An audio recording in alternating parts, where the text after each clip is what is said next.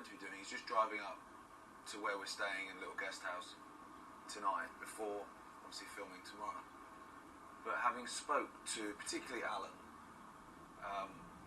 at Landaf yesterday, and just talking about the pilgrimages and the pilgrim routes that these people were taking and sacrifices these people were making to do these pilgrimages and stuff, it made me think, like, there's a pilgrimage I should really be doing. I've wanted to do it for a long time, and it's actually not that far out of the way. So it just kind of felt right. So I couldn't really sleep that great last night. I was lying there and I was thinking, we should just do it. We should just do it. We're in the area. It's only maybe 40 miles out of the way. And obviously I mentioned it to you guys, and you guys seem cool, so you're humouring me. So I'm going to make my way down to a particular bay. It's called Freshwater West, which is beautiful visually, but it's quite a powerful place for several reasons for me personally. So they're going to close an open wound, really, aren't they? I hope so, mate. That's the plan.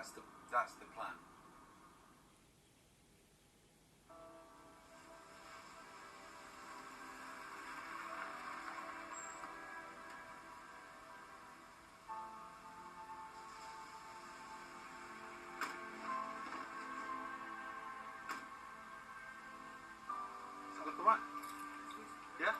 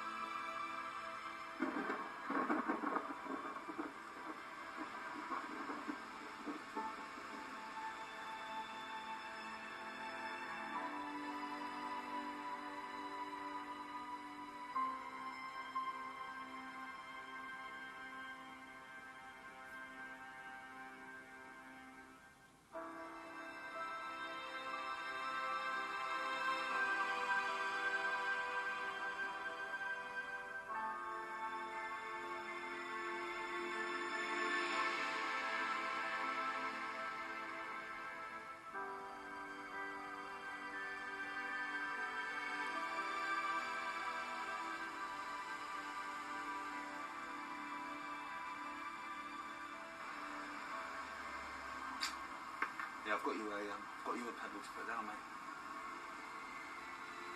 So whose grave is this? This is Dobby the Free Elf.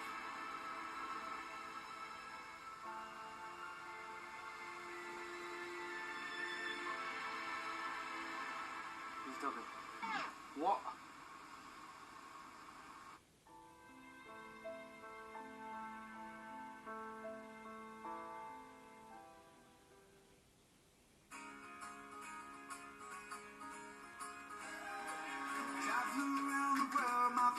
Tell me where to go. I'm not afraid to step outside, see the world for what it is. Home ain't no place I'd rather be instead.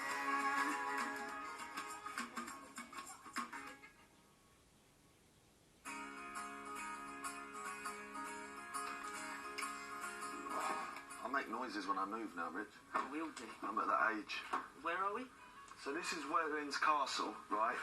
But there's no castle, Right. obviously. So we need to try and find it. So what it is, apparently, is where Sir Gawain, who was a knight of the Round Table, where he's buried.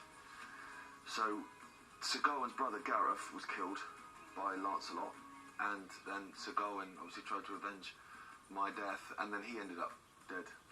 So Your death. his death, Gareth's death. Yeah. So we're going to try and find it anyway. It's around here somewhere. You do realise you're not the only Gareth who's ever... Yeah?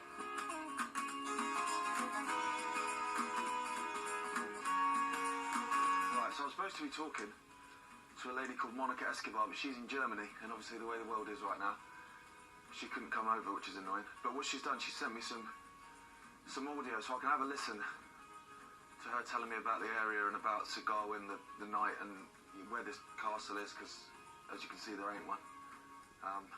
So we'll go looking for it, shall we? Yeah. Yeah? Right. Hi Gareth, how are you? Thank you for inviting me to this talk. Today, I'd like to give you some background information about Walwyne's castle. Right, so this is the church. From the granted limited stuff that I've got, the castle's near the church. So that could be I don't know. Right. Earthworks, what do they call it? The earthworks. That's what they call it. We just need to work out how to get up there.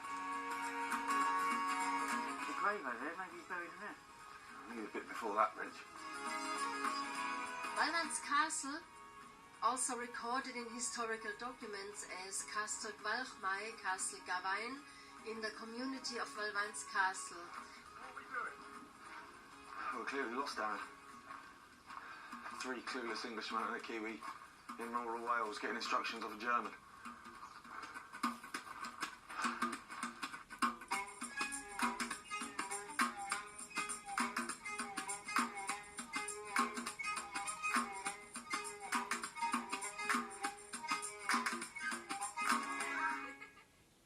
So this is it then.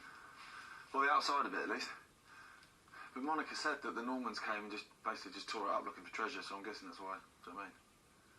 Well, there's not a lot around. But he's meant to be buried under this. Walwyne's castle has been described as a certain timber castle and also as a certain masonry castle. The castle was built within an Iron Age hill fort by Norman invaders sometime after the death of the Prince of South West Wales, Rhys ap Tudor, in 1093. The earthworks of the medieval castle occupy the southern end of a steep-sided land. The medieval castle was situated in the country of Rose, an area settled by the Anglo-Normans from 1093, brought under control by Roger de Montgomery's son Arnulf from his base at Pembroke. This area was subsequently reorganized as the Lordship of Hereford, initially subject to the Earls of Pembroke. King Arthur's nephew and brother of Medrawd, or Modred, the traitor, who was Arthur's second nephew. We are talking about the historical 6th century king of all Britons, Arthur II, Arthwyr ap Meurig, king of Glamorgan Gwent. Yes, he was a real king, a real Welsh king. GWYAR, Arthur's sister, was mother of both Gwalchmai and Modred. She was married to King Llew ap Cynvarch. Gwalchmai is supposed to have been buried in the churchyard. When the Normans arrived in coast areas of southwest Wales around 1100 AD, they were shown the grave of Gwalchmai, and they promptly tore the mound apart, looking for treasure. Tell you what else Moni's saying, which is weird, it's like the family. So Gareth and Sir Gawain were Arthur's nephews, but he had them killed. Amazing to think all of that happened here. Yeah, and that's just apparently where he's buried.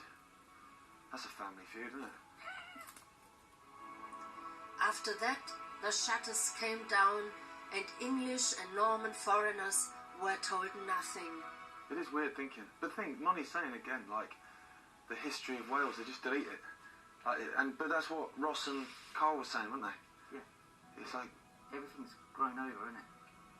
But it's like all roads point to Wales, and everyone's saying, don't look here. Don't look there. And that makes me suspicious, do you know what I mean? Yeah. I just think, like, if I'm looking for a dead body in a copper, I'm a copper, and I go in the house and the guy says, don't look under the bed. I look under the bed. So we have a strange and very tragic situation of 2 brothers fighting on opposing sides, something which epitomizes the tragedy of civil war. It is also easy to overlook the fact that Gwalchmai was by tradition holding high rank at the courts of King Arthur, and all the indications are that Arthur may have been considering appointing him as the edling or heir apparent. In the end, the bloody struggle at Camlan resulted in the death of both